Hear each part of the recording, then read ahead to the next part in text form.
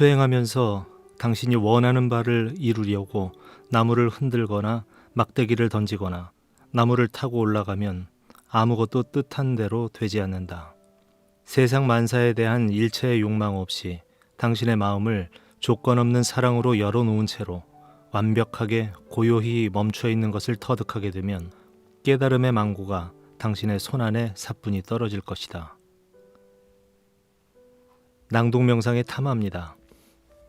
오늘은 아잔 브라흐마 스님의 시끄러운 원숭이 잠재우기를 소개해드립니다. 술 취한 코끼리 길들이기, 또 성난 물소 놓아주기와 함께 국내에 출간되어 있는 책인데요.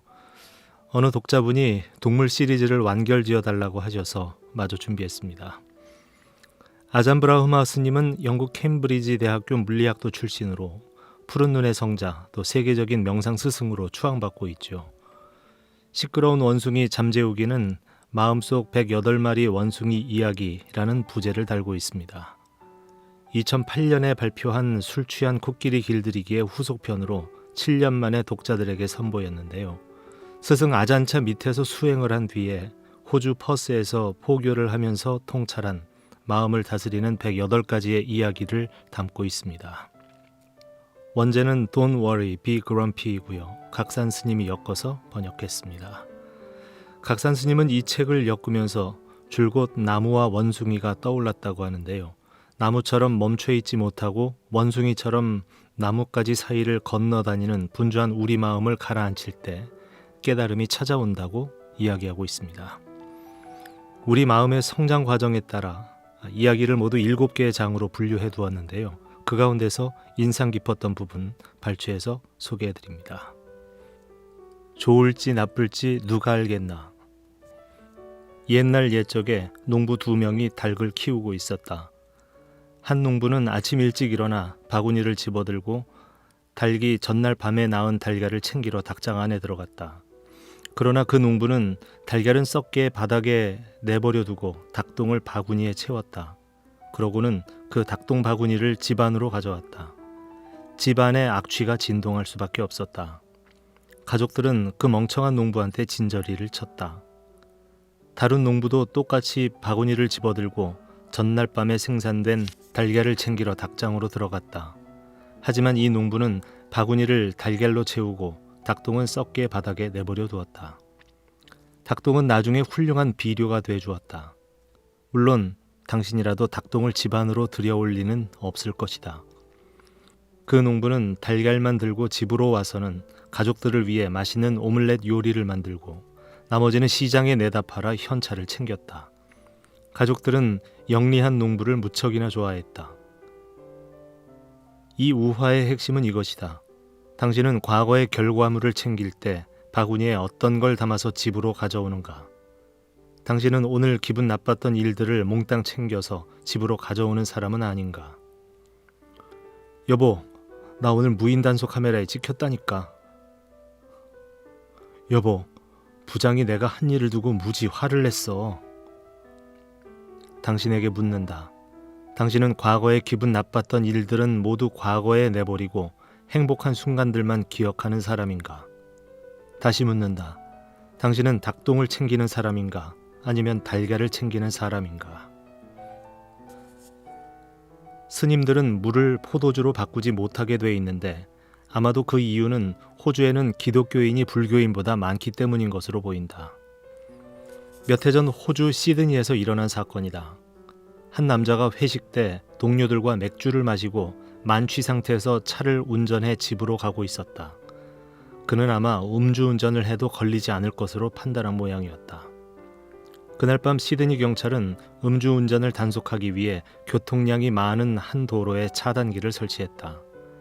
그 도로 차단기는 하필이면 그 남자의 집으로 가는 길에 세워졌고 그 남자는 단속에 걸릴 처지가 되고 말았다. 빠져나갈 구멍은 없었다. 그는 음주 측정을 위해 늘어선 줄에서 대기하면서 면허증까지 분실한 것을 깨닫고 벌금이 왕창 나올 것이라는 걸 각오해야만 했다. 드디어 차례가 오자 그는 차에서 내렸고 경찰은 그에게 튜브가 달린 작은 측정기를 불라고 내밀었다. 바로 그때 차량이 충돌하는 소리가 들려왔다. 차량 한 대가 차단기를 발견하고 급정거를 하는 바람에 뒷차가 앞차를 추돌한 것이었다. 차량이 충돌하는 소리를 들은 경찰은 음주 측정기를 도로 뺏어가면서 말했다. 당신 음주 측정보다 추돌 사고가 더 급하니 가봐야겠습니다. 그냥 집으로 가세요. 경찰에게 제대로 걸렸다가 곧바로 풀려난 것이다. 정말 운이 좋았다. 하지만 그 행운도 오래가지 못했다. 다음 날 아침 그 남자는 누군가가 집 초인종을 쉬지 않고 누르는 소리에 깨어났다. 그가 옷을 입으려고 침대에서 기어 나왔을 때는 전날 밤 마신 술의 숙취로 인해 머리가 깨지도록 아팠다. 몇 분 후 그가 대문을 열자 시드니 경찰관 2명이 문 앞에 서 있었다. 그는 처음에는 깜짝 놀랐지만 곧 냉정해질 수 있었다. 이 사람들이 이제는 날 체포할 수 없을걸? 난 운전하고 있지 않잖아. 그래서 경찰들이 그 남자의 착오를 좀 들여다보자고 해도 안심하고 허락했다. 어쨌든 그는 착오에는 자신의 차밖에 없으니까 걱정할 게 없다고 생각했다. 그런데 차고 문을 열었을 때 그는 심장이 멎는 줄 알았다. 차고 안에는 경찰차가 있었다. 전날 밤 그 남자는 경찰들이 자신을 풀어줬을 때 너무 취해서 엉뚱한 차에 올라타고는 집으로 몰고 온 것이었다. 경찰은 교통사고를 처리하는 동안 경찰차 한 대를 잃어버렸고 그 대신 도로 차단기 앞에 다른 차 한 대가 덩그러니 남아있는 것을 발견했다. 경찰은 곧바로 차 주인을 추적했던 것이다. 음주운전은 경찰차도 마음대로 움직인다. 내 머리카락이 지금보다 엄청나게 길었던 학생 시절, 학비를 벌기 위해 나 또한 남들처럼 아르바이트를 했다. 그중 하나가 집집마다 돌아다니며 아동용 백과사전을 파는 일이었다. 먼저 판매 설명법을 숙지해야만 했다. 반드시 활용해야 하는 지침이 있었는데 아동용 백과사전처럼 어마어마한 지식의 보고를 사지 않는 것은 당신의 사랑하는 아이에게 꼭 필요한 교육을 방기하는 것이라는 논조로 설득력 있게 논쟁하는 것이었다. 부모들이 만약에 이 엄청난 백과사전을 사지 않는다면 정말 무책임할 뿐만 아니라 아동학대죄를 짓는 것과 같다고 심리적으로 압박을 가하라는 지침이었다. 물론 그런 강매는 부도덕한 것이었다. 그런 줄 알았지만 그때 나는 어렸고 절박했다. 첫날 나는 어린 2 아들과 새 집으로 이사온 다정한 젊은 부부에게 한 세트를 팔았다. 그날 밤 잠을 제대로 이룰 수 없었다. 내가 엉터리에 쓰레기 같은 백과사전을 팔아먹은 바람에 한 젊은 부부가 지불 청구서를 하나 더 떠안게 된 것이었다. 죄책감을 심하게 느낀 나는 다음날 아침 그 일을 그만두었다. 나는 그로 인해서 오랫동안 양심의 가책을 받았다. 나중에 수행승이 되어 나 자신을 용서하고 그 같은 번뇌를 놓아버리는 법을 배웠다. 긴 머리 시절 나는 그렇게 미숙했다. 나는 호주의 서부 퍼스에서 금요일 야간 법문 때 이 일화를 용서의 한 예로 들어 설명한 적이 있다. 나중에 20대 후반의 한 젊은 여성이 나를 찾아왔다. 스님께서는 안 믿으실지 모르겠지만 이 이야기는 실제로 있었던 일이에요. 그녀는 그렇게 말을 꺼냈다. 제가 아주 어린 시절 영국에서 자랄 때였는데요. 긴 머리를 한 젊은 학생이 저희 집을 방문해서 부모님에게 아동용 백과사전을 팔았어요. 저는 그 책들을 아주 좋아했거든요. 그리고 그녀는 진지하게 말했다. 그 백과사전은 수많은 책 중에서 제가 특별히 소중하게 여기는 거예요. 그 책을 판 사람이 스님이 아닐 수도 있겠지만 어쨌든 스님께 정말 감사드려요. 나는 할 말을 잃었다. 나는 우주가 어떻게 돌아가는지 이제 이해할 수 있을 것 같다. 나는 지금도 그 책을 판 사람이 바로 나였다는 것을 굳게 믿고 있다. 장님을 안내하는 장님. 덕이 높은 고승들이 머물고 있는 절로 잘 알려진 북인도 산악지대의 유명한 사찰에서 최근에 영적 지도자이기도 한 스님을 새 주지로 선출했다. 겨울이 다가오고 있어 젊은 스님들이 그 스승님에게 이번 겨울이 추울지 따뜻할지 여쭈어 보았다. 새 주지 스님의 명상이 아직 일기예보를 예측하기에 충분할 정도로 무르익지 않았었다. 하지만 안전한 게 좋을 것이고 제자들에게도 좋은 인상을 주고 싶어 주지 스님은 추운 겨울이 될 테니 뗄나무를 많이 모아두는 것이 좋겠다고 말씀하셨다. 며칠 뒤 주지 스님은 지역 기상센터에 전화해서 얼마 전에 옥스포드 대학에서 최고 학위를 받은 기상 전문가에게 물어보면 되겠다는 생각을 떠올렸다. 스님은 익명으로 물었다. 선생님, 금년 겨울 날씨는 어떨 것 같습니까? 기상 전문가가 대답했다. 지금 상태로는 추운 겨울이 될 것 같습니다. 다음 날 주지 스님은 스님들에게 땔감을 더 많이 수집하라고 주문했다. 일주일 뒤 주지 스님은 또다시 기상센터에 익명으로 전화를 했다. 지난번 예측했던 것처럼 아직도 올겨울이 추울 것 같습니까? 전문가가 대답했다. 지금 상태로 봐서는 더 나빠질 것 같습니다, 선생님. 아주 추운 겨울이 될 거예요. 다음 날 아침 주지 스님은 앞날을 미리 내다보니 이번 겨울은 이 산에서 겪어본 가운데 가장 추운 겨울이 될 것이니 눈에 띄는 나뭇가지는 하나도 남기지 말고 모두 거두어오라는 지시를 내렸다. 스님은 너무 지나쳤던 것 같다는 생각도 들고 만일 자신의 말이 틀리게 되면 명성이 떨어질 것 같아서 지역 기상센터의 수장에게 다시 전화를 했다. 선생님, 기상징후로 봐서 아주 추운 겨울이 될 게 확실한 거죠? 최고 수장은 대답했다. 틀림없습니다. 실제로 징후가 날마다 점점 더 나빠지고 있습니다. 지금 징후로는 정말 극도로 추운 겨울이 될 것 같습니다. 익명의 통화자인 스님이 물었다. 어떻게 그리 확신하십니까? 유식한 수장은 대답했다. 왜냐면요. 우리 지역 절에 명성자자한 스님들이 모두 나서서 미친 듯이 땔감을 걷어가고 있거든요. 내 친구가 들려준 이야기다. 친구에 따르면 이 얘기는 주식시장 생태를 보여주는 은유라고 했다. 그의 은유가 맞는 것 같다. 나는 해외여행을 많이 하는 편이다. 그래서 여러 친구들이 내 안전을 많이 걱정한다. 비행기는 테러리스트의 최우선 목표이기도 하고 비행기를 많이 타면 탈수록 나는 자살 폭탄 테러로 날아갈 공산이 더 커지는 것도 사실이다. 친구들을 안심시키기 위해 나는 9,000m 상공에서 비행기 폭발로 죽으면 이로운 장점 3가지를 말해주곤 한다. 첫째는 즉석 화정이다. 가까운 친지의 장례를 치러본 적이 있는 사람이라면 그 일이 얼마나 힘든지 잘 알 것이다. 상조 회사를 알아봐야 하고 관도 골라야 하고 또 친구들과 친지들 모두에게 부고를 내야 하고 식사 대접까지 해야 한다. 끔찍한 예가 될 수 있지만 당신의 할머니가 한밤중에 비행기를 타고 가다가 폭탄이 터져 돌아가셨다면 한 방에 해결이 된다. 화장한 분고를 뿌리는 일조차도 해결된 셈이다. 걱정거리 없는 즉석 화장이 첫 번째 이점이다. 둘째는 비용 절감이다.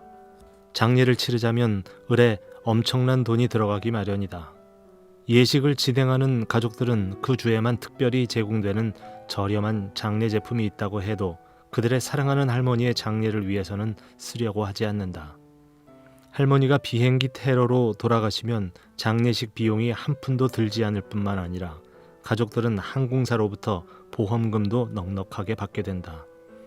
결국 할머니의 유산도 받게 되는 것이다. 셋째는 운 좋은 다음 생이다. 최고의 장점은 이것이다. 할머니가 9,000m 상공에서 비행기 폭발로 생을 마감하게 되면 천당으로부터 아주 가까운 곳에서 세상을 떠나는 것이어서 할머니가 남은 길을 정말 쉽게 가게 된다. 이러저러한 이유 때문에 나는 비행기를 타는 게 하나도 두렵지 않다.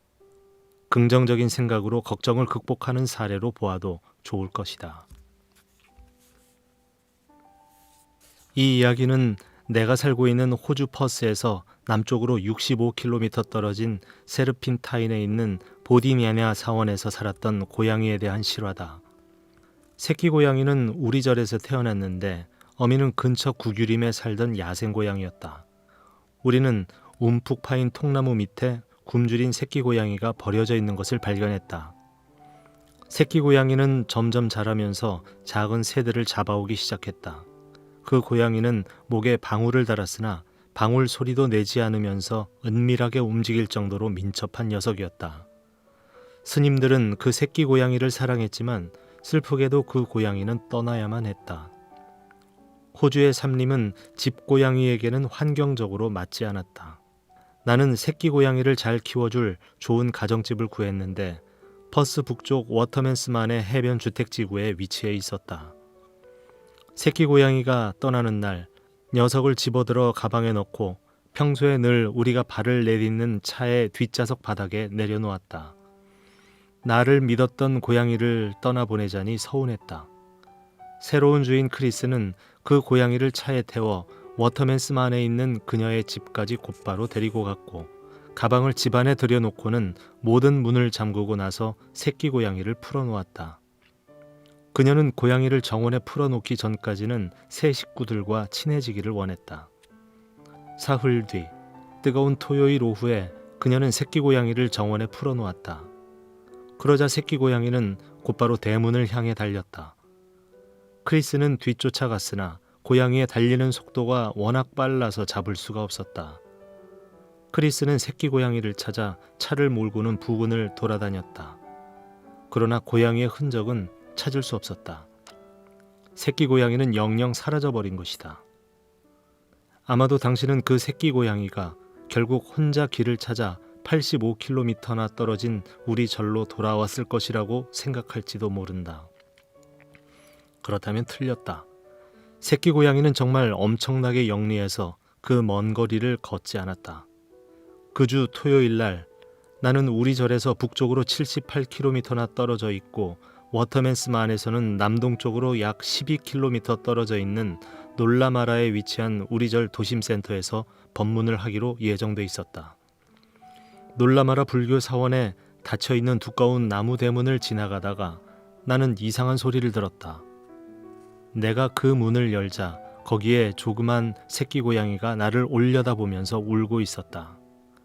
깜짝 놀란 나는 고양이를 절 안으로 데려가려고 요람에 집어넣었는데 그때 녀석의 발이 뜨겁게 달궈져 있는 것을 알았다. 그날은 바깥 온도가 40도를 넘었다. 나는 접시에 우유를 계속 부어주었다. 녀석은 심한 탈수 현상을 보였다. 그러고는 고양이들이 좋아하는 모든 걸 해주었다. 녀석은 웅크린 채 편히 쉬었다. 새끼 고양이가 도착한 후 얼마 되지 않아 크리스로부터 전화가 걸려왔다. 아잔브라흐마 스님, 정말 죄송합니다. 제가 고양이를 풀어놓자마자 그냥 뛰쳐나가 버렸어요. 차를 타고 2시간이나 찾아 헤맸다니까요. 정말 죄송합니다. 아마도 녀석이 세르핀타인의 스님의 절로 돌아갈지 모르겠습니다. 나는 말문을 열었다. 걱정 말아요, 크리스. 새끼 고양이는 여기 놀라마라에 나하고 같이 있어요. 크리스가 놀라 숨이 막히는 모양이었다. 그녀는 믿지 못했다. 그녀는 나중에 직접 확인하러 왔다. 새끼 고양이는 전에 한 번도 와본 적이 없는 대도시에서 나를 찾아낸 셈이었다. 녀석은 인구 100만 명이 넘는 도시에서 자기를 돌보아 주었던 사람을 찾기 위해 방향을 물어볼 줄도 모르면서 지도도 없이 차도와 복잡한 도로들을 가로질러 2시간 가까이 12km 정도를 달렸던 것이다. 그 새끼 고양이는 딱 한 번 지역 수의사에게 거세받으러 갔을 때 말고는 우리 절을 떠나본 적이 없었기 때문에 그런 엄두는 낼 수 없었을 터였다. 더구나 녀석은 사방으로 뻗어나간 퍼스 수도권 지역에는 한 번도 가까이 가본 적이 없는 시골뜨기 고양이였다. 녀석이 우리 절을 떠날 때는 뒷좌석 바닥에 놔둔 가방 안에 있었다. 녀석은 자기가 어디로 가고 있는지 알 길이 없었다. 그런데도 그 영리한 고양이는 그렇게 빨리 나를 찾아냈다. 그 고양이는 당연히 우리 절로 돌아온 뒤 오래도록 행복하게 살았다. 22년을 살았고 세상을 떠난 후에는 우리 법당 옆에 있는 보리수 나무 아래 묻혔다. 모든 애완동물에게 공평하게 대하자는 의미에서 최근에 전해들은 이야기를 하나 옮길까 한다. 한 영리한 개가 현대 생활 속에서 스트레스를 풀어내는 이야기다. 한 부인이 장을 보고 돌아와 교외에 떨어져 있는 자신의 집 대문을 열었다. 그런데 그때 어디선가 갑자기 큰 개 한 마리가 그녀를 지나치더니 집 안으로 뛰어들어갔다. 부인이 장을 봐온 물건들을 내려놓을 즈음 개는 조용한 방의 한 구석에 웅크리고 앉더니 이내 잠들어 버렸다. 그 개는 레브라도 리트리버 종이었는데 목걸이를 하고 있었으며 잘 다듬어진 상태였다. 분명히 떠돌이 개는 아니었다.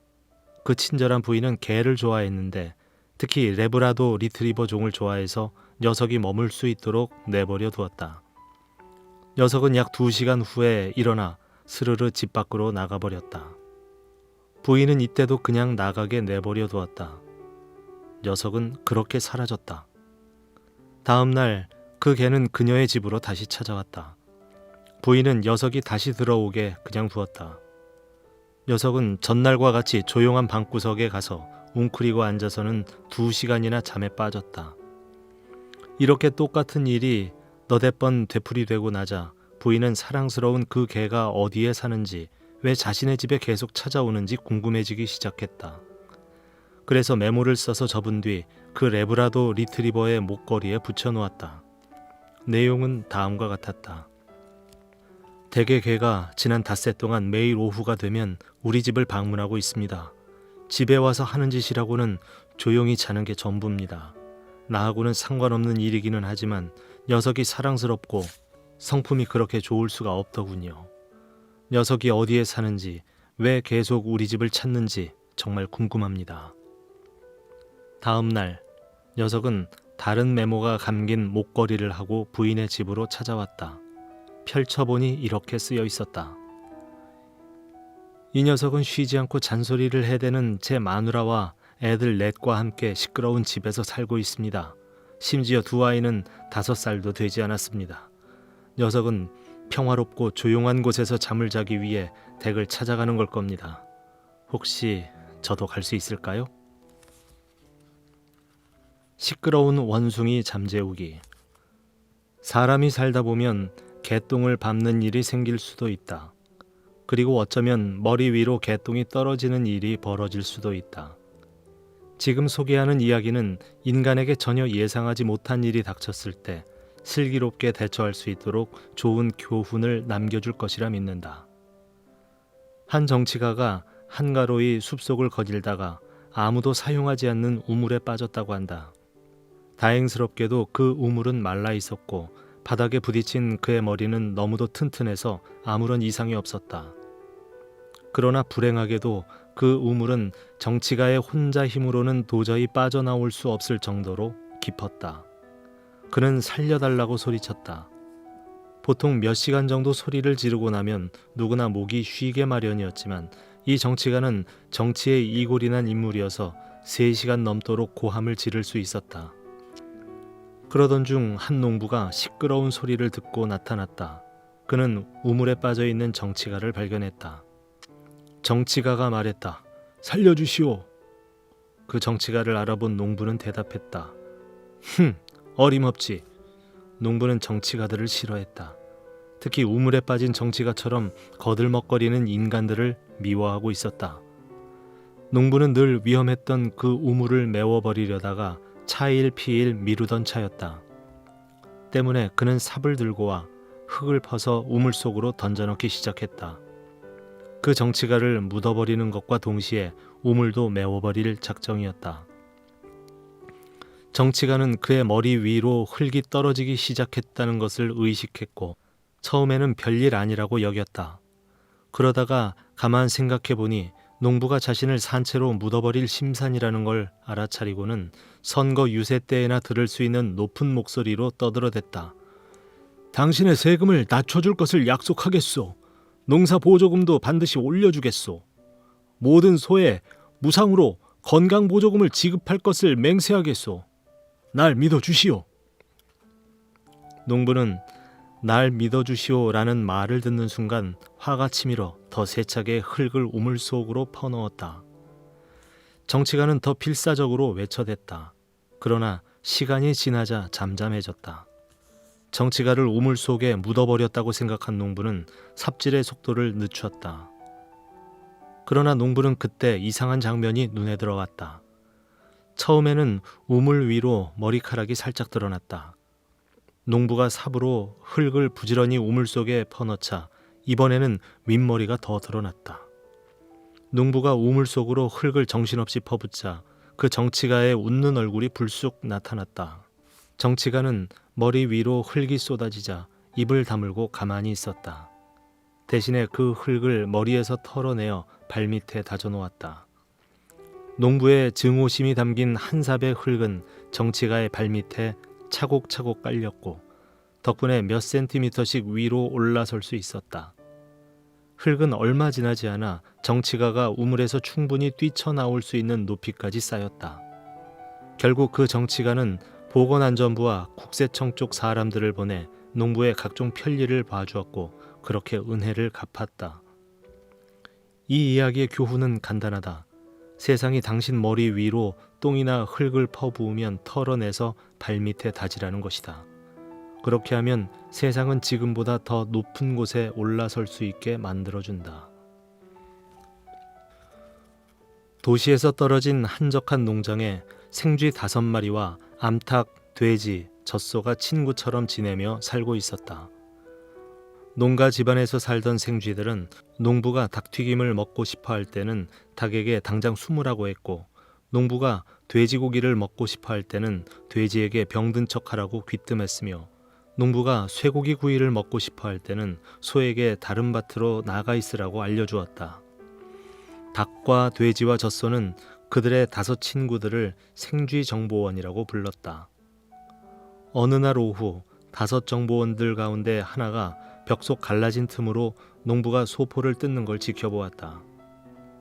소포에는 쥐덫이 들어있었고 생쥐는 숨이 멎을 뻔했다. 그 생쥐가 다른 생쥐들에게 말했다. 안 돼. 우린 이제 다 죽게 생겼어. 어떻게 하지? 생쥐 정보원들은 친구들에게 도움을 청하러 달려갔다. 암탉이 말했다. 꼬꼬댁, 조그만 쥐덫이 나를 해치겠어? 돼지도 말했다. 왜?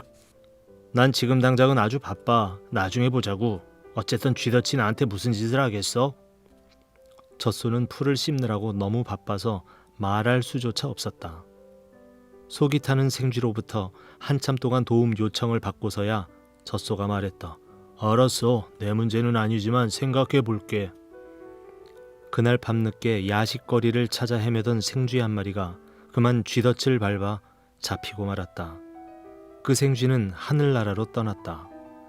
다른 생쥐 4마리는 친구가 죽어가는 소리를 듣고 달려왔다. 농부의 부인도 무슨 소리인가 싶어 달려왔다. 농부의 부인은 덫에 걸려 죽은 쥐와 어깨동무하고 서로 잡아주며 슬피우는 다른 생쥐 4마리를 보고는 깜짝 놀라 비명을 지르다가 기절하고 말았다. 다음 날 아침까지 그녀는 충격에서 벗어나지 못한 채 침대에 누워 있었다. 농부는 부인을 낫게 하려면 어떻게 해야 할지 궁리했다.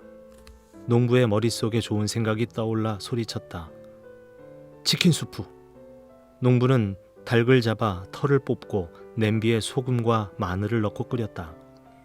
농부의 부인이 아프다는 소식이 전해지자 그녀의 친구들이 병문안을 왔다.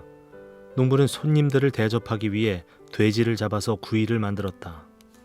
그러나 불행히도 농부의 부인은 손잡고 슬피 우는 4마리 생쥐들을 본 충격 때문에 회복하지 못하고 하늘나라로 떠나고 말았다. 많은 사람들이 장례식에 왔고 농부는 조문객들을 위해 쇠고기 로스구이를 대접했다. 쇠고기는 어디에서 얻었을까? 농부는 젖소를 잡을 수밖에 없었다. 조그만 쥐덫 하나가 암탉과 돼지 그리고 젖소를 죽게 만들었다. 이래도 어떤 문제 앞에서 그건 내 문제가 아니라고 주장할 텐가? 친구가 도움을 요청하면 그건 당신의 문제이기도 하다. 그게 친구가 해야 할 일이다. 우리는 상호 연기적 공생의 관계이다. 내 친구 한 명이 집에서 쉬고 있는데 이상한 소리가 들렸다. 이봐, 이봐. 주위를 돌아봤으나 아무도 없었다. 잠시 후 그 소리는 또 들렸다. 이보게, 이봐. 문은 잠겨 있었고 창문도 닫혀 있어서 그는 환청일 거라고 생각했다. 그러나 또다시 그 소리는 들려왔다. 이봐, 이보게. 이번에는 아주 크고 또렷해서 환청이라고 생각할 수 없었다. 그 목소리가 다시 말했다. 이봐, 카지노에 가보게. 주머니 사정에 초자연적인 도움을 받는 일은 매일 있는 일이 아니라서 친구는 옷을 차려입고 돈을 좀 챙긴 다음 카지노에 갔다. 그가 눈부시게 채색된 도박장으로 걸어 들어가자 천상의 목소리가 다시 들려왔다. 룰렛 테이블로 가게. 룰렛 테이블. 친구는 룰렛 테이블로 갔다. 6번에 100달러를 걸게. 6번에 100달러. 그래서 그는 6번에 100달러를 걸었다. 크루피어가 휠을 돌리고 구슬을 던졌다. 구슬이 6번에 내려앉았다. 좋았어. 천상의 목소리가 말하는 걸 들었다. 그 목소리는 다시 말했다. 딴 돈을 몽땅 17번에 걸게. 17번 일세. 친구는 모든 걸 17번에 걸었다. 크루피어가 휠을 돌리고 구슬을 던졌고 볼이 17번에 내려앉았다. 좋았어. 바로 그거야. 기뻐하는 영의 목소리를 들었다. 몽땅 다 23번에 걸게. 23번. 그래서 그는 10만 달러가 넘는 돈을 23번에 걸었다. 크루피어가 휠을 한 번 더 돌리고 구슬을 던져 넣었고 구슬이 23번에 내려앉았다. 그런데 그 다음에 튕겨 나와서 24번에 가서 멈춰섰다. 내 친구는 모든 걸 잃었다. 그때 그 초자연적인 목소리가 또렷하게 말하는 걸 들었다. 오, 안 돼. 미안. 초자연적인 목소리도 실수를 한다. 그러니 그들을 믿지 마시라.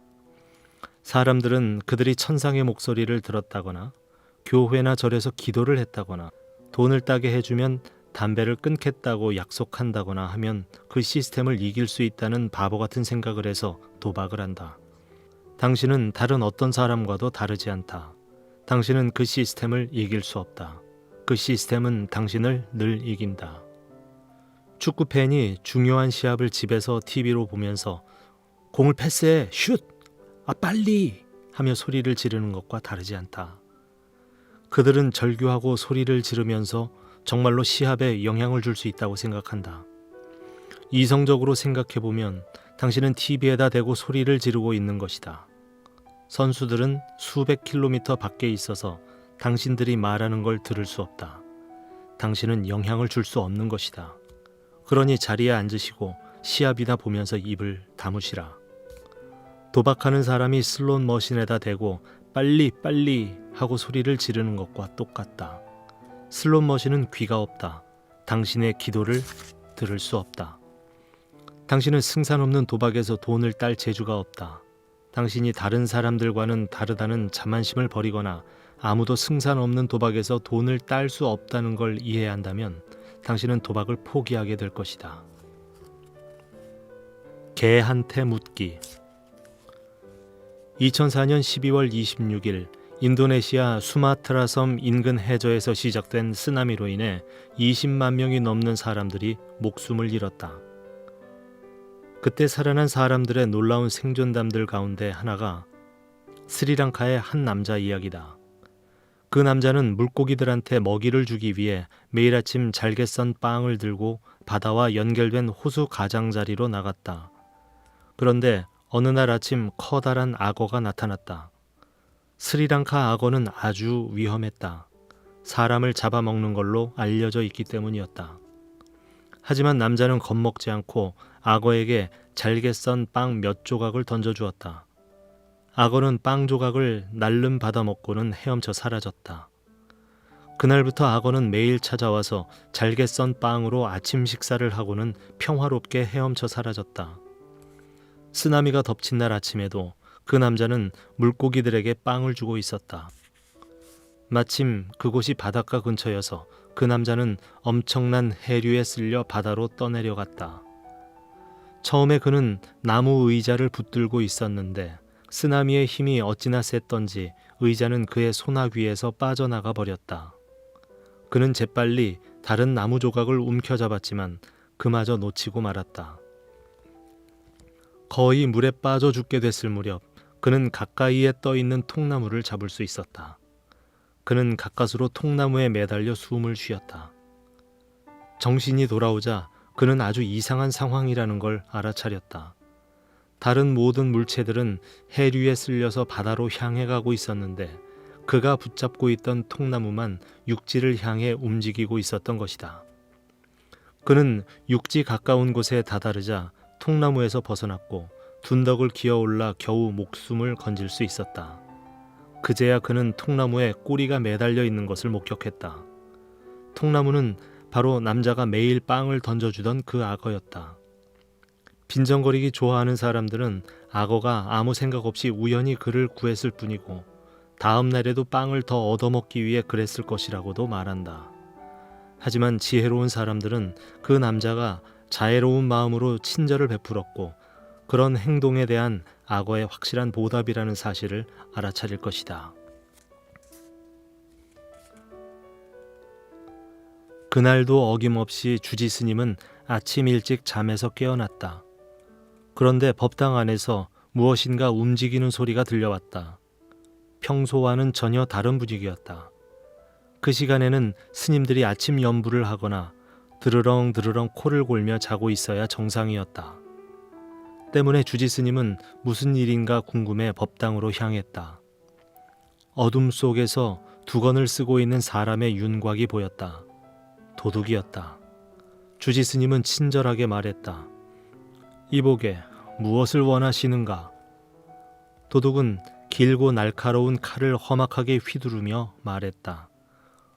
보시함 열쇠 내놔. 안 그러면 확 찔러버릴 테니까.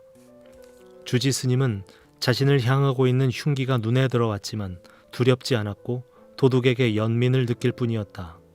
주지 스님은 열쇠를 던져주며 말했다. 그러시게. 도둑이 보시함의 현찰을 챙기고 있을 때 주지 스님은 도둑의 해진 옷과 야윈 얼굴을 눈여겨보았다. 도둑의 행색은 정말 말이 아니었다. 주지 스님은 진심으로 안쓰러워 물었다. 이보게 마지막으로 밥을 먹었던 게 언제인가? 당신이 알 바 아니니까 입 닥쳐. 보시함 옆 선반에 음식이 좀 있으니 드시게. 도둑은 자신을 염려해주는 주지 스님의 배려를 무시하면서 칼을 겨눈 채 보시함의 현찰과 선반의 음식을 주머니에 채웠다. 그러고는 외쳤다. 경찰을 부르면 그땐 어떻게 되는지 알지? 주지 스님은 부드러운 말투로 대답했다. 내가 왜 경찰을 부르겠는가? 그 보시물은 그대 같은 가난한 사람들을 위한 것이네. 그리고 난 음식을 그대에게 그냥 준 것이네. 그래서 그대는 훔친 게 아무것도 없다네. 편한 마음으로 가시게. 다음 날 주지 스님은 그 일을 도반 스님들과 제가 신도회에 알렸다. 모두들 주지 스님을 자랑스러워했다. 며칠 후 주지 스님은 신문에서 그 도둑이 다른 집을 털다가 붙잡히고 말았다는 기사를 보게 되었다. 이후 그는 10년형을 선고받았다. 10년 후 어느 날 주지 스님은 아침 일찍 깨어났다. 그런데 법당에서 부스럭거리는 사람 소리가 들려왔다. 무슨 일인지 궁금해한 스님은 자리에서 일어났다. 짐작이 맞았다. 주지 스님은 보시함 옆에 날카로운 칼을 들고 서 있는 늙은 도둑과 맞닥뜨렸다. 도둑이 소리쳤다. 나를 기억하시오. 기억하고 말고. 주지 스님은 주머니에서 무언가를 꺼내면서 다시 낮은 소리로 말했다. 열쇠 여기 있네. 그러자 도둑은 칼을 내려놓으면서 부드럽게 말했다. 스님, 열쇠 치우세요.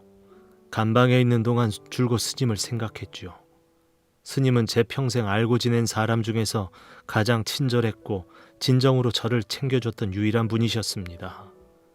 그래요, 다시 도둑질을 하러 왔습니다만 지난번에는 제가 뭔가 잘못 가져갔다는 걸 깨달았죠. 이번에는 스님의 친절함과 내면의 평화를 가지러 왔습니다. 이게 바로 제가 가장 원했던 겁니다, 스님. 자비로 가는 열쇠를 넘겨주십시오. 절 제자로 받아주십시오. 그 도둑은 곧 스님이 되었다. 그리고 어두운 과거를 떨쳐버리면서 마음이 풍요로워졌다. 우러나는 친절과 마음속 평화 때문이었지 결코 돈으로 마음이 풍성해진 게 아니었다. 우리에게 꼭 필요한 게 바로 이것이 아니겠는가. 세상에서 가장 훌륭한 도둑질. 우리 절은 규율이 엄격하다. 스님이 되기 위해서는 2년간의 계율 훈련 과정을 거쳐야 한다. 나는 이 과정을 품질 관리라고 부른다. 행자는 수행 첫 해조차도 정오 이후부터 다음날 동틀 때까지 국물 없는 건더기 음식을 먹으면 안 된다는 계율을 지켜야만 한다. 어느 날 아침 이 수련 과정 중에 있던 한 행자가 나를 만나러 왔다.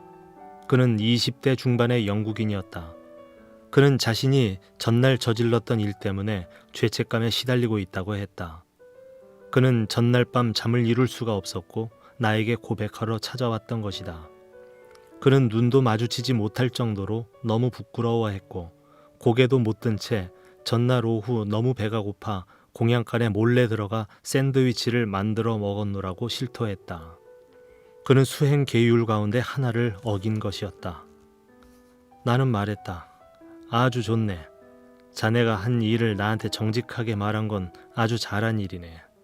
이제는 사시공양 시간에 공양을 좀 더 하도록 하게.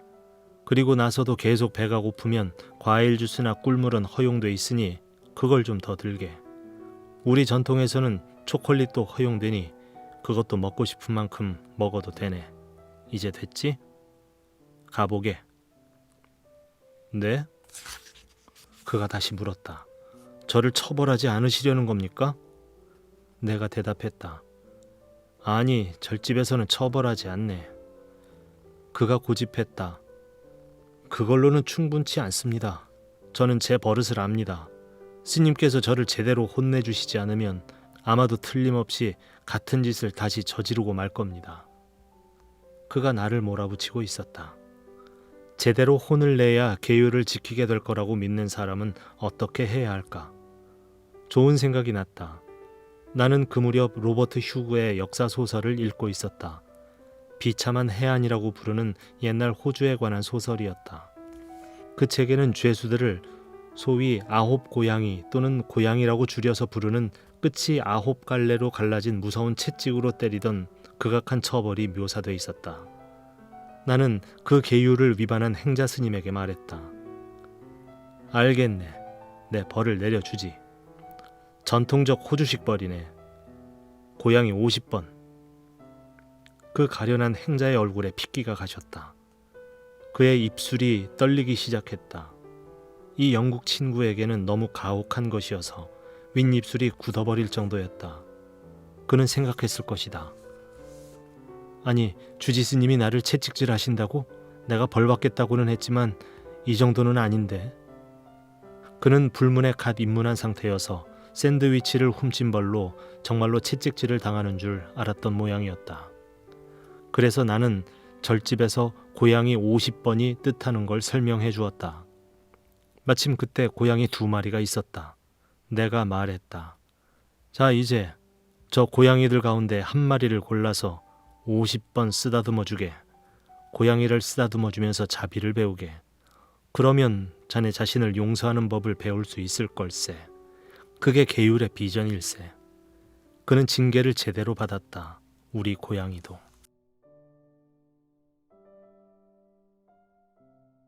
여기 있는 사람, 가는 사람. 살다 보면 모르는 사람이 당신에게 화를 낼 때도 있고 사랑하는 사람이 당신에게 화를 낼 때도 있다. 우리 모두에게 언제든 일어날 수 있는 일이다. 어떤 사람은 부처님에게도 화를 낸다. 지금 당장 화가 머리끝까지 난 사람을 맞닥뜨렸다면 당신은 어떻게 할 것인가? 소개하는 다음의 이야기에서 해답을 한번 찾아보자. 한 남자가 퇴근 후에 집에서 한가롭게 오후를 즐기고 있었다. 마침 아내가 저녁 식사를 준비하느라 분주했는데 하필이면 달걀이 떨어지고 없었다. 그때 아내가 말했다. 여보, 시장에 가서 달걀 좀 사다 줄래요? 알았어 여보. 남자는 기꺼이 대답했으나 그때까지 그는 시장에 한 번도 가본 적이 없었다. 그래서 그는 아내에게 돈과 바구니를 건네받은 다음 시장 한복판에 있는 식료품점으로 가는 길을 전해들었다. 사실 그 가게는 집에서 그리 멀지 않았다. 남자가 시장에 들어섰을 때 한 젊은 친구가 그에게 곧바로 달려와서는 큰 소리로 외쳐댔다. 이봐, 낙타 얼굴. 뭐라고? 그는 깜짝 놀랐다. 그러고는 다시 대답했다. 난 당신을 알지도 못해. 누구더러 낙타 얼굴이라는 거야?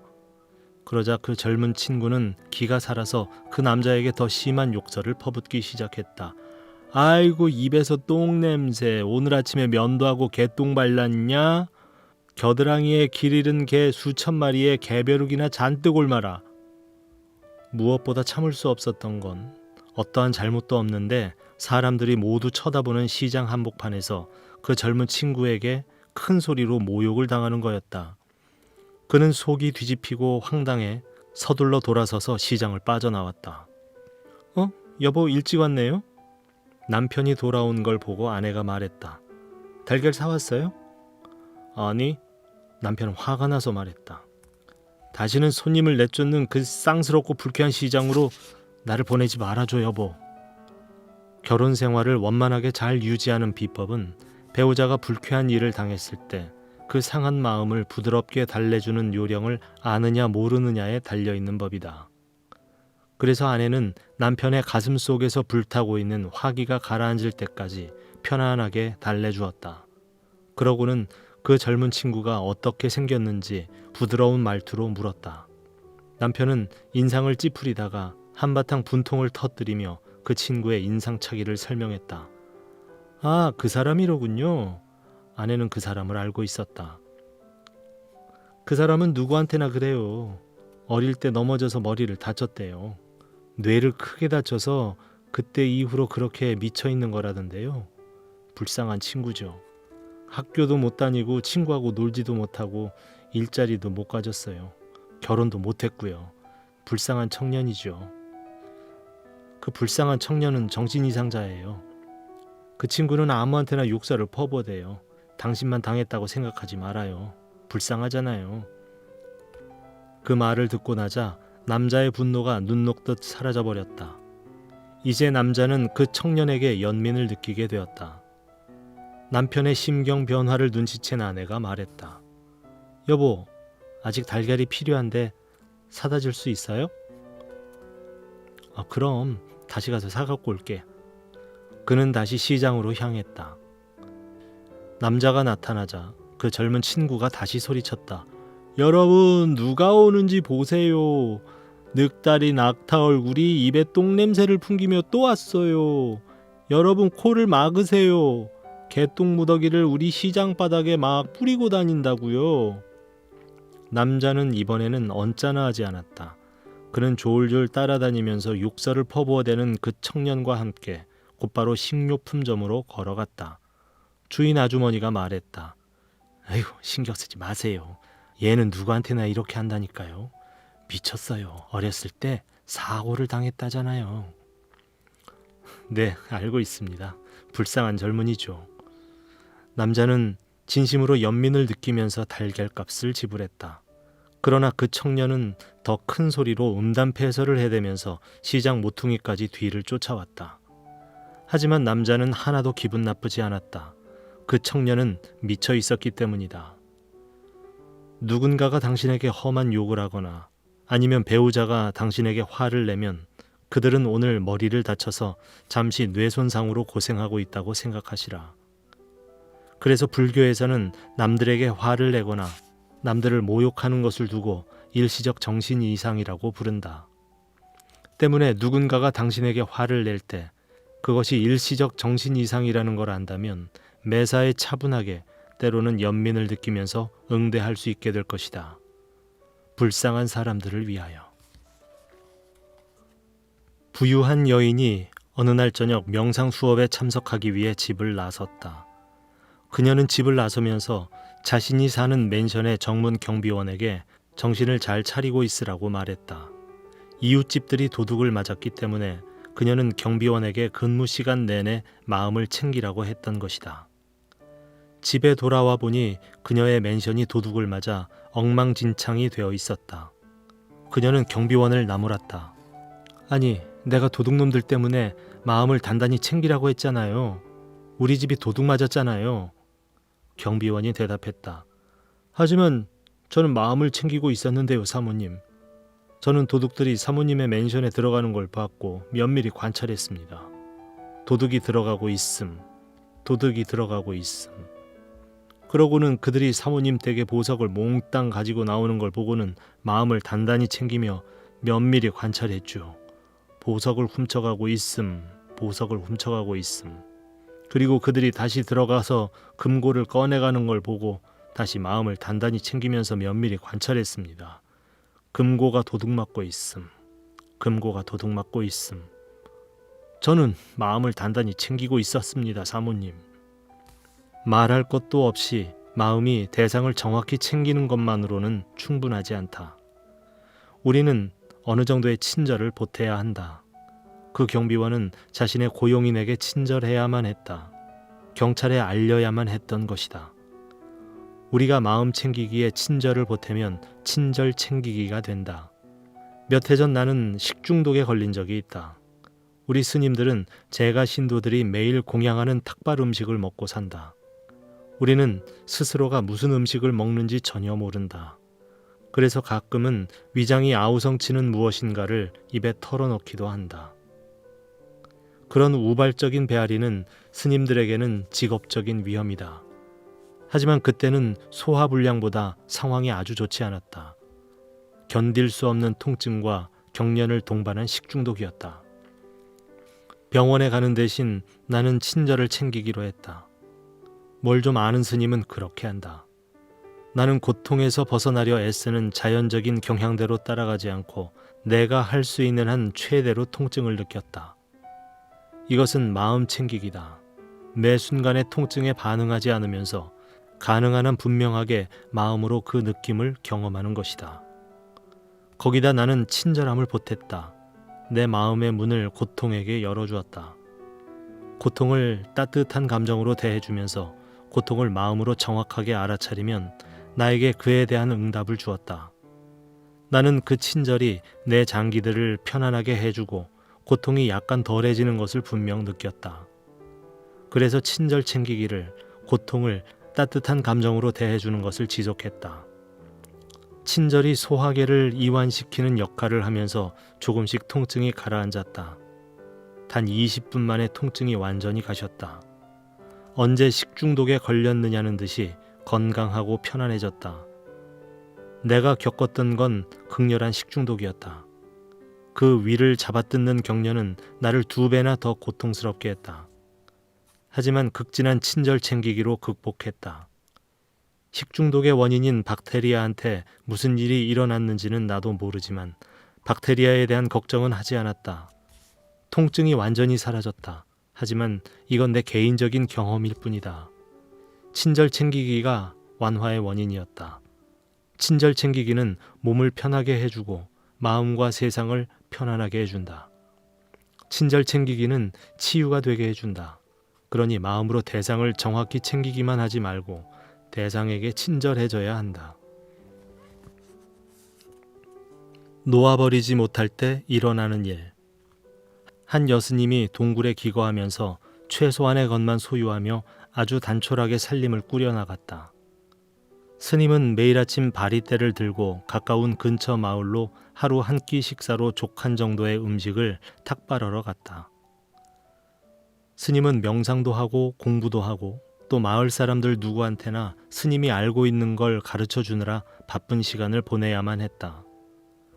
어느 날 아침 스님이 탁발에서 돌아와 보니 생쥐 한 마리가 스님의 가사를 쏠아서 구멍을 뚫어 놓았다. 스님은 작은 헝겊 조각을 찾아서는 조그맣게 잘라 가사 위에 놓고 꿰매 붙였다. 가사를 꿰매면서 스님은 고양이가 한 마리 있으면 쥐도 없을 테고 옷을 꿰매는 시간도 이렇게 많이 허비하지는 않을 텐데 하고 생각했다. 스님이 다음날 아침 마을 사람들한테 고양이를 구할 수 없겠느냐고 부탁하자 마을 사람들은 얌전하고 스님의 가사 색깔에도 잘 어울리는 갈색 고양이 한 마리를 구해주었다. 고양이에게는 우유와 생선이 필요했기에 스님은 매일 아침 이 추가 품목들을 마을 사람들에게 부탁해야만 했다. 어느 날 아침 스님은 자신 소유의 젖소가 있다면 계속해서 우유를 부탁할 필요가 없을 텐데 라고 생각했다. 그래서 스님은 부유한 후원자들 가운데 한 사람에게 젖소 한 마리를 부탁했다. 스님은 가사를 쏟아대는 생쥐를 쫓아주는 고양이가 생겼고 그 고양이에게 줄 음식을 공급해주는 젖소를 갖게 되자 이번에는 젖소에게 먹일 풀을 얻어야만 했다. 다시 며칠 후 스님은 자기 소유의 풀밭이 있으면 매일 풀을 얻으려고 가난한 마을 사람들을 괴롭힐 필요가 없을 텐데 라는 생각을 했다. 그래서 스님은 젖소를 위해 인근 목초지를 살 모금 행사를 벌였다. 그러나 매일 아침 젖소를 붙들고서 젖을 짜는 게 보통 일이 아니었다. 그래서 스님은 자신을 위해서 이런 잡일을 해줄 젊은 시종으로 남자아이가 하나 있으면 좋겠다는 생각을 하기에 이르렀다. 보답으로 스님은 정신적인 지도와 법문을 해줄 생각이었다. 마을 사람들이 정신적인 지도가 절실히 필요한 어느 가난한 집 소년을 하나 선발했다.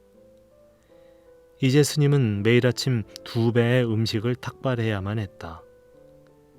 그맘때 소년은 많이 먹으니까 게다가 소년이 가까이에서 기거할 작은 헛간이 필요하게 되었다.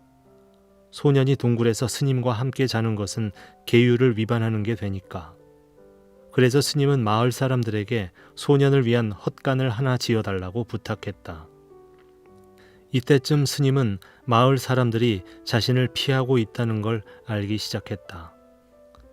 마을 사람들은 스님이 무언가를 더 부탁하는 게 두려웠다. 심지어 사람들은 갈색 소가 멀리서 나타나면 그 스님이라고 생각하고는 지레 겁먹고 달아나거나 빗장으로 문을 꼭꼭 걸어 잠그고 창문 커튼마저 치고 집에 숨기조차 했다. 그 무렵 마을 사람 한 명이 명상에 관한 질문을 하러 찾아왔는데 스님은 이렇게 말했다. 미안해요. 너무 바빠서 지금은 안 되겠어요.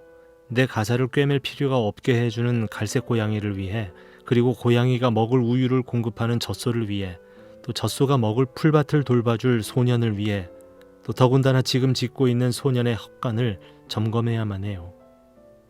스님은 그제야 자신이 무슨 말을 하고 있는지 알아차렸다. 이 모든 것이 물질주의의 발단이었다. 스님은 마을 사람들에게 부탁해 헛간을 허물었고 소년은 집으로 돌려보냈으며 젖소와 풀밭은 돌려주었을 뿐만 아니라 고양이에게는 인심 좋은 가정집을 찾아주었다. 며칠 뒤 스님은 동굴에 기거하면서 최소한의 것만 소유하던 자신의 단출한 삶으로 돌아왔다. 그리고 며칠이 지나 그날의 한 끼 식사로 족한 탁발 음식을 가지고 마을에서 돌아온 스님은 생쥐가 자신의 가사에 또 구멍을 뚫어 놓은 것을 발견했다. 스님은 행복한 미소를 지으며 조그만 천 조각을 가사에 꿰매 붙였다.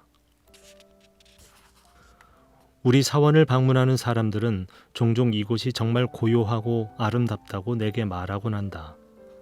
그럴 때마다 나는 그들이 뭘 몰라도 한참을 모른다고 생각했다. 그 사람들 눈에는 우리 사원에 할 일이 얼마나 많은지 보이지 않는 걸까? 건물들과 정원은 늘 손을 봐줘야 하고 젊은 스님들을 교육해야 한다. 그리고 방문객들의 끊임없는 질문에 답을 해줘야 한다. 내게 우리 사원은 아주 바쁜 일터다. 무언가 잘못돼 있었다.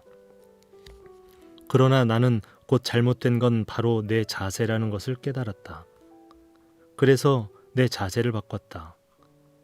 나는 주로 월요일 아침에 내가 30년 동안 살았던 사원의 주인이 아닌 방문객으로 가장한다. 나는 방문객으로서 더 이상 건물들과 정원 손질하는 것을 걱정하지 않아도 된다. 스님들 교육은 이제는 내 일이 아니다. 그리고 방문객으로서 그 모든 질문들에 답을 하지 않아도 된다. 그런 날 아침에는 방문객으로서 방문객들이 하는 그대로 우리 사원을 감상할 수 있다. 나는 방문객들이 옳았다는 걸 알게 되었다. 당신이 그것을 소유하지 않을 때 그건 아름답고 고요한 사원이 된다. 나는 똑같은 방법으로 내 친구들에게 가르쳐준다. 매주 몇 시간씩, 어쩌면 주말에라도 당신이 살고 있는 집에서 방문객으로 변신해보라고. 당신이 타인의 집을 방문했을 때 그들을 위해서 접시를 닦아주는가? 하지 않는다. 그들의 카펫을 진공청소기로 청소해주거나 정리해주는가? 그럴 리 없다. 잔디를 깎아주는가? 그렇지 않다. 당신이 집주인이 아니고 방문객이기 때문에 이런 잔일들을 하지 않는다고 해서 죄책감에 빠지지 않는다. 그렇게 당신이 당신 집의 주인이 아니고 손님이라고 가정해보면 집의 아름다움과 고요함을 즐길 수 있다. 죄의식 없이 편히 쉴 수 있다. 하는 일 없이 즐거운 마음으로 머물 수 있다. 당신은 그저 방문 중인 것이다. 방문객만이 내려놓을 수 있다. 때때로 주인에서 벗어나라. 주인은 관리를 해야만 한다. 사랑하는 사람의 죽음은 우리의 인생을 송두리째 바꿔놓는다. 자연재해로 목숨을 잃은 수천 명의 사람들처럼 우리가 모르는 사람들의 죽음조차도 우리의 사고방식을 바꿔놓는다. 죽음이 인생의 피할 수 없는 한 부분이라는 깨우침은 우리가 어떻게 주의하며 살아야 하는지를 깨닫게 만든다. 여러 해 전에 나의 스승 아잔차 스님께서는 자신의 도자기로 된 잔을 들어 올리며 말씀하셨다. 이걸 보아라. 이 안쪽에는 금이가 있다. 나는 그 잔을 자세히 살펴보았지만 금을 찾아볼 수 없었다. 당장은 금이 보이지 않는데요, 스님? 아잔차 스님은 계속하셨다. 하지만 거기에는 금이가 있다. 어느 날 누군가가 이 잔을 떨어뜨리면 그 금이 나타나고 내 잔은 쪼개지고 말 것이다. 그게 잔의 운명이다. 스승의 말씀은 이어졌다. 하지만 내 잔이 플라스틱으로 만들어졌다면 이 잔은 그런 운명을 갖지 않았을 것이고 눈에 띄지 않는 금도 없을 것이다. 떨어뜨리거나 두들기거나 심지어 걷어차도 부서지지 않을 것이다. 너는 그 잔이 부서지지 않기 때문에 방심할 수도 있다. 하지만 내 잔은 깨지기 쉽기 때문에 너는 조심해야만 한다. 아잔차 스님은 재차 강조하셨다. 마찬가지로 네 몸 안에 금이가 있다. 그 금은 지금은 보이지 않지만 분명히 존재한다. 미래의 너의 죽음이 그렇다. 어느 날 사고가 나거나 병이 나거나 나이가 들면 그 금이 나타나게 되고 죽게 된다. 그게 네 운명이다. 아잔차 스님은 마지막으로 설명하셨다. 하지만 너의 생명이 영원히 지속된다면, 네 생명이 플라스틱으로 된 잔처럼 잘 부서지지 않는다면 너는 방심할 것이다. 우리의 생명은 쉽게 부서지기 때문에, 죽는 게 우리 운명이기 때문에 그게 바로 우리가 늘 조심해야만 하는 이유다. 마찬가지로 관계라는 것도 도자기 잔처럼 깨지기 쉽기 때문에 우리는 서로 주의해야만 한다. 행복이라는 내면에도 금이가 있다. 그걸 이해한다면 절대로 쾌락을 당연한 걸로 받아들이지 않게 된다.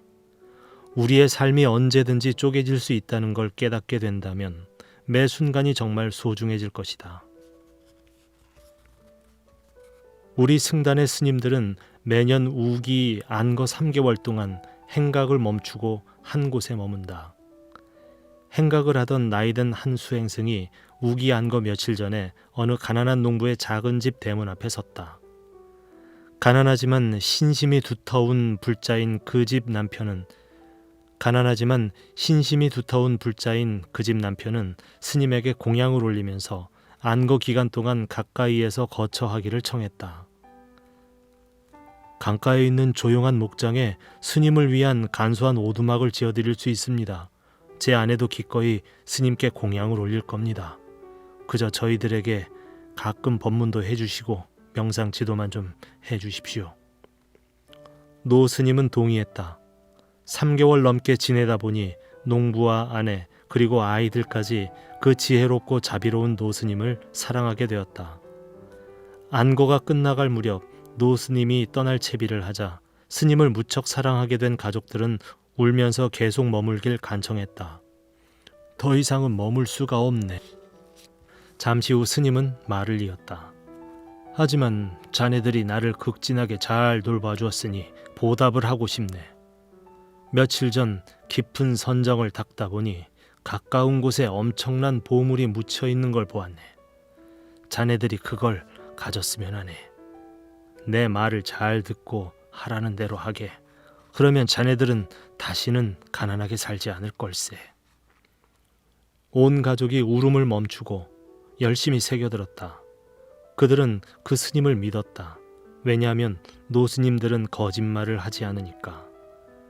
해가 뜰 무렵 자네들 집 문지방에 서서 활과 화살을 집어들게. 떠오르는 해를 향해 활을 겨누고 지평선 위에 해가 나타나면 화살을 날게 하게. 화살이 떨어지는 곳에서 보물을 발견하게 될 걸세. 말을 마친 노스님은 그날로 떠났다. 다음 날 아침 온 가족은 너무 흥분해 새벽이 밝기도 전에 모두 일어나 있었다. 농부가 활과 화살을 들고 집 문지방에 섰다. 그의 아내는 삽을 들고 있었다. 해가 지평선 위로 뜨기까지 시간은 더디게만 흘러갔다. 해가 떠오르자 농부는 해를 향해 화살을 쏘았고 모두들 화살을 뒤쫓아 뛰었다. 화살이 떨어진 곳에 도착하자 농부는 아내에게 구덩이를 파라고 했다. 농부의 아내는 더 깊게 구덩이를 팠다. 농부의 아내는 무엇을 발견했을까? 아무것도 없었다. 문제만 터지고 말았다. 그 화살은 어느 부자의 밭에 떨어졌고 부자는 그들을 현행범으로 체포했다. 부자는 불쌍한 농부의 아내에게 소리쳤다. 아니, 남의 땅에 구덩이를 파면 어떻게 되는 줄 알아? 기필코 당신을 감옥에 쳐놓고 말 거야. 농부의 아내는 남편을 가리키면서 변명을 늘어놓았다. 남편 때문이에요. 저 사람이 여길 파라고 했어요. 농부도 지지 않고 말했다. 노스님 잘못 때문입니다. 스님이 틀림없이 여기서 보물을 발견할 거라고 하셨다니까요. 부자가 궁금해 물었다. 노스님이라고? 뭔가 이상하구나. 나도 불자지만 노스님들은 거짓말을 안 하신단 말이야. 스님이 어떻게 하라고 하셨나? 노스님의 지시사항을 잠자코 듣고 있던 부자가 소리쳤다. 맞아, 당신들이 어디서부터 잘못됐는지 이제 알겠어. 이봐 농부, 당신 자신을 보라고. 당신은 너무 못 먹어서 화살을 제대로 쏘기엔 힘이 약해. 내가 당신에게 제안을 한 가지 하지. 내가 내일 당신 오두막에서 화살을 쏘고 우리가 보물을 발견하면 반으로 나누세. 농부는 동의하는 수밖에 없었다. 다음 날 아침 부자는 활과 화살을 들었고 농부는 삽을 든 채 해가 뜨기를 기다렸다. 농부는 전날 자신의 아내에게 땅을 파게 한 업보 때문에 그날은 자신이 땅을 파게 되었다. 해가 지평선 위로 떠오르자 부자가 화살을 쏘았다.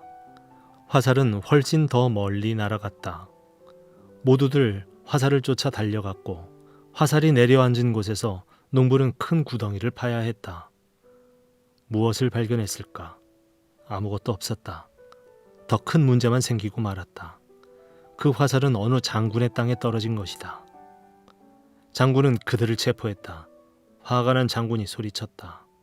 감히 내 땅을 훼손하다니 내 부하들에게 니놈들의 목을 베게 하겠다. 농부는 부자를 가리키면서 변명을 늘어놓았다. 저 부자 때문입니다. 저 부자가 나에게 여길 파라고 했습죠. 부자도 다급히 말했다. 저 부자 때문입니다. 저 부자가 나에게 여기를 파라고 했습니다. 부자도 다급히 말했다. 아닙니다. 노스님 잘못입니다. 노스님이 여기서 보물을 발견할 거라고 하셨다니까요. 장군이 깜짝 놀라 물었다. 노스님이라고? 이상한 노릇이군. 나도 불자지만 노스님들은 거짓말을 안 하신단 말이야. 스님이 어떻게 하라고 하셨나? 노스님의 지시사항을 전해들은 장군은 소리쳤다. 맞아, 자네들이 어디서부터 잘못됐는지 알겠네. 일반인이 어떻게 화살 쏘는 법을 알겠나? 나같이 훈련된 군인만이 제대로 활을 쏠 수가 있지. 내가 자네들에게 제안을 하지. 내일 자네 오두막에서 내가 직접 화살을 쏘고 우리가 보물을 발견하면 똑같이 3등분 하기로 하세. 다음 날 아침 장군은 활과 화살을 들었고 전날 농부에게 땅을 파게 한 업보 때문에 그날은 부자가 땅을 파야만 했다. 해가 지평선 위로 나타나자 장군은 전문가답게 화살을 쏘았다. 화살은 아주 멀리 날아갔다. 모두들 화살을 쫓아 달려갔고 화살이 내려앉은 곳에 부자는 큰 구덩이를 파야만 했다. 무엇을 발견했을까? 역시 아무것도 없었다. 더 큰 문제만 생기고 말았다. 화살이 떨어진 곳은 왕궁의 정원이었던 것이다. 왕의 수비대가 그들을 모두 체포했다. 그들은 곧바로 사슬에 묶인 채 왕 앞으로 끌려갔다. 왕이 말했다. 왕의 정원을 훼손하는 건 제일 큰 죄다. 어찌하여 이런 짓을 했느냐? 장군이 부자를 가리키면서 말했다. 폐하, 저자 때문입니다. 부자는 농부를 가리키면서 말했다. 폐하, 저자 때문입니다. 농부도 변명했다. 폐하, 노스님 잘못입니다. 노스님이 보물을 발견할 거라고 했습죠. 왕이 놀라서 물었다. 노스님이라고? 이상하구나. 나도 불자지만 노스님들은 거짓말을 안 하신단 말이야. 스님이 어떻게 하라고 하셨느냐? 노스님의 지시사항을 전해 들은 왕은 무엇이 잘못됐는지 이해할 수 없었다. 그래서 왕은 군인들을 보내 노스님을 찾아 왕궁으로 모셔오라고 했다. 군인들은 곧 노스님을 찾았고 왕 앞으로 모셔왔다. 왕이 경의를 표하면서 말했다. 스님께서 지어내신 땅속의 보물 이야기 때문에 이 모든 사람들이 큰 공경에 빠졌습니다. 도대체 어찌된 영문입니까? 노스님이 말문을 열었다. 폐하, 지어낸 이야기가 아닙니다. 저 같은 노승들은 거짓말을 하지 않습니다. 이윽고 노스님은 설명을 시작했다. 제가 시킨 대로 하지 않아서 보물을 발견하지 못한 것입니다. 왕은 호기심이 발동하여 물었다. 제대로 하지 않았다니 무얼 말씀하시는 겁니까? 폐하, 내일 저 가난한 농부의 집에 가보시는 건 어떻겠습니까? 제가 폐하께 방법을 알려드리겠습니다. 폐하께서 그 보물을 발견하시리라고 장담합니다만 그 보물을 폐하와 장군, 부자, 농부가 공평하게 내수로 나눌 것을 간청드립니다. 왕은 찬성했다. 다음 날 농부와 그의 가족들, 부자, 장군, 노스님과 왕이 농부의 집에 일찌감치 모였다. 동이틀 무렵 왕이 그 작은 집 문지방에 섰다. 왕은 자신이 제대로 하고 있는지 노스님에게 확인하려고 돌아섰다. 노스님이 말했다. 맞습니다, 폐하. 왕은 활과 화살을 집어들었다. 맞습니다, 폐하. 그리하시면 됩니다. 맞습니다, 폐하. 왕이 떠오르는 해 쪽을 향해 활을 겨누었다. 이번에도 맞습니다, 폐하. 해가 지평선에 나타나고 왕이 화살을 쏘려는 찰나 노스님이 소리쳤다. 잠깐만요, 폐하. 틀렸습니다. 저는 화살을 날게 하라고 했지 쏘라고 하지 않았습니다.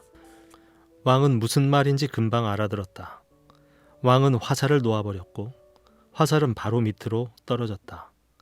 왕이 서 있던 바로 그 자리, 정확히 왕의 두 발 사이에 내려앉았던 것이다. 땅을 조금 파내려가자 4분의 1로 나누고도 왕과 장군, 부자와 농부의 가족들까지 더할 나위 없이 만족시킬 정도의 많은 보물이 나왔다. 노스님이 덧붙였다. 여러분이 행복을 향해 여기저기서 갈망의 화살을 쏘게 되면 아무것도 찾아내지 못하고 더 큰 문제만 생기게 됩니다. 하지만 무언가를 원하는 마음의 화살을 놓아버리면 그 화살은 여러분이 서 있는 바로 그 자리에 떨어지게 되죠. 바로 지금, 그리고 여기에서 모두가 만족하고도 남을 보물과 기쁨을 찾게 될 겁니다. 나도 늙은 중이기 때문에 확실하게 말해줄 수 있다. 노스님들은 거짓말을 하지 않는다. 잔잔하고 짧은 글 속에 담긴 작은 지혜를 들으면서 잠시 나를 돌아보게 하는 게 에세이를 읽는 기쁨일 겁니다. 소개해드린 글 외에도 재미있는 이야기들이 책에 많이 담겨져 있습니다. 나머지 이야기는 책을 통해서 만나보시면 좋을 것 같습니다. 네, 항상 낭독 명상을 함께 해주시고 또 구독과 좋아요로 응원해 주셔서 감사합니다. 자, 오늘 내용이 도움되셨다면 주위 분들도 같이 들을 수 있도록 알려주시기 바랍니다. 자, 좋은 하루 되시고요. 지금까지 타마와 함께 하셨습니다.